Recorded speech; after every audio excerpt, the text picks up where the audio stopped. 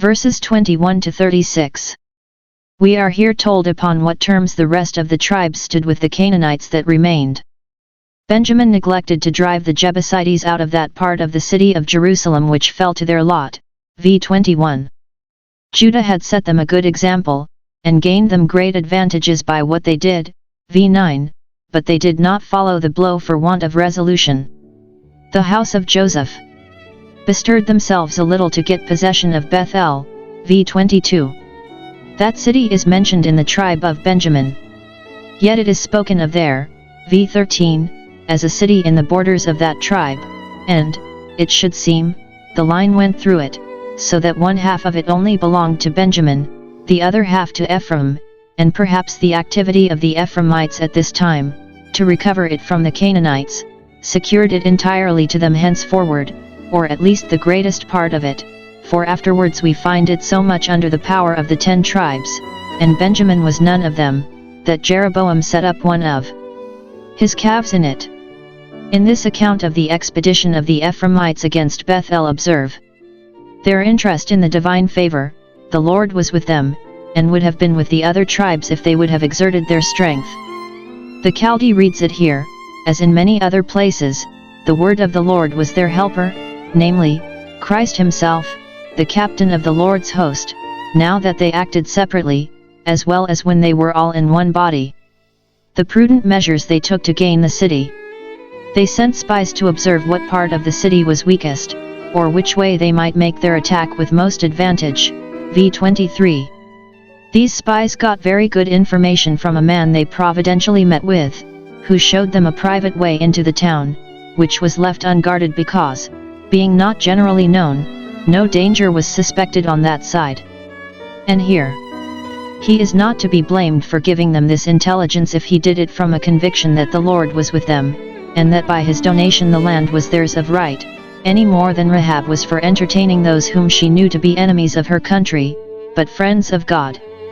Nor, too, are those to be blamed who showed him mercy, gave him and his family not only their lives, but liberty to go wherever they pleased, for one good turn requires another. But, it seems, he would not join himself to the people of Israel, he feared them rather than loved them, and therefore he removed after a colony of the Hittites, which, it should seem, had gone into Arabia and settled there upon Joshua's invasion of the country. With them this man chose to dwell, and among them he built a city, a small one, we may suppose, such as planters commonly built, and in the name of it preserved the ancient name of his native city, Luz, an almond tree, preferring this before its new name, which carried religion in it, Bethel, the house of God. Their success. The spies brought or sent notice of the intelligence they had gained to the army, which improved their advantages, surprised the city, and put them all to the sword. v. 25. Besides this achievement, it seems, the children of Joseph did nothing remarkable. Manasseh failed to drive out the Canaanites from several very considerable cities in their lot, and did not make any attempt upon them. v. 27.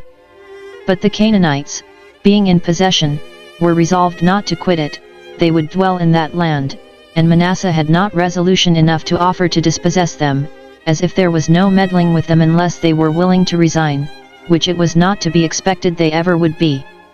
Only as Israel got strength they got ground, and served themselves, both by their contributions and by their personal services. v. 28, 35. Ephraim likewise, though a powerful tribe, neglected Gezer, a considerable city, and suffered the Canaanites to dwell among them. v. 29, which, some think, intimates their allowing them a quiet settlement, and indulging them with the privileges of an unconquered people, not so much as making them tributaries. Zebulun, perhaps inclining to the sea trade, for it was foretold that it should be a haven for ships, neglected to reduce Kitron and Nahalal. v. 30, and only made the inhabitants of those places tributaries to them. Asher quitted itself worse than any of the tribes. v. 31, 32, not only in leaving more towns than any of them in the hands of the Canaanites, but in submitting to the Canaanites instead of making them tributaries, for so the manner of expression intimates, that the Asherites dwelt among the Canaanites, as if the Canaanites were the more numerous and the more powerful, would still be lords of the country, and the Israelites must be only upon sufferance among them. Naphtali also permitted the Canaanites to live among them, v. 33, only by degrees they got them so far under as to exact contributions from them.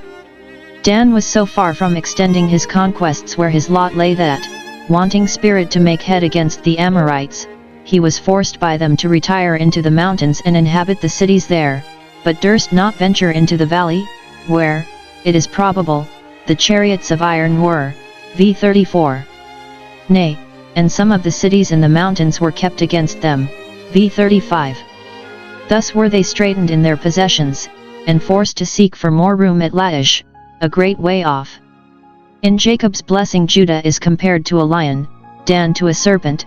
Now observe how Judah with his lion-like courage prospered and prevailed, but Dan with all his serpenting subtlety could get no ground. Craft and artful management do not always effect the wonders they pretend to.